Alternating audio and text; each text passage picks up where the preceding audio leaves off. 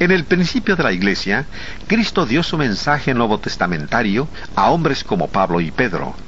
Estos hombres fueron guiados por el Espíritu Santo para escribir la palabra de Dios sin cometer errores.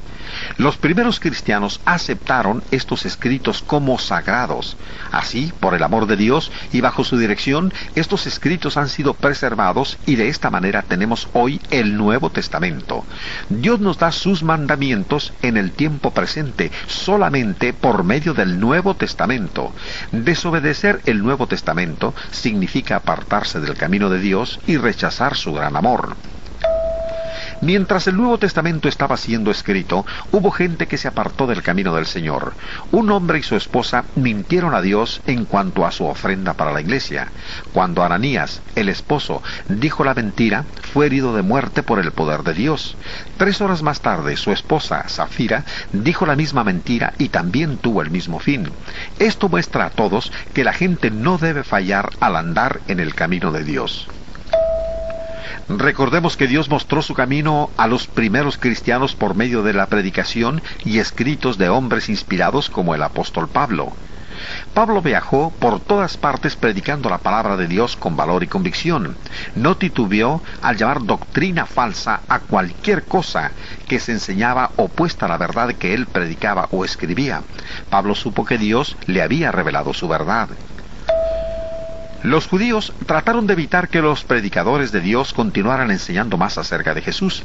Pablo fue puesto en prisión para evitar que siguiera proclamando a Cristo, pero aún en prisión, Pablo continuó extendiendo la verdad de Dios. El Espíritu Santo guió a Pablo a escribir a las congregaciones de la iglesia y a cristianos en lo individual. Pablo recomendaba que estos escritos fueran leídos en las congregaciones y aceptados como autoridad final. Él sabía que el Espíritu de Dios estaba guiándolo para escribir la verdad de Dios. Pablo escribió a la iglesia en Galacia: «Mas si aún nosotros, o un ángel del cielo, os anunciare otro evangelio diferente del que os hemos anunciado, sea anatema». Como antes hemos dicho, también ahora lo repito: si alguno os predica diferentes evangelios del que habéis recibido, sea anatema. Gálatas 1, 8 y 9. Esta es la verdad de Dios. Ningún hombre tiene derecho para cambiar principios, mandamientos o prácticas de las que se encuentran en el Nuevo Testamento. Esto incluye a los predicadores, sacerdotes y también a los ángeles celestiales. Cualquiera que cambie la palabra de Dios será anatema.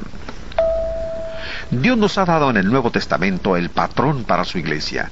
Jesús inició su iglesia exactamente en la forma que Él quería que fuera. Él, por sí mismo, determinó la forma de adoración, el credo, la regla de fe, la unidad, la organización, los nombres y la misión de su iglesia.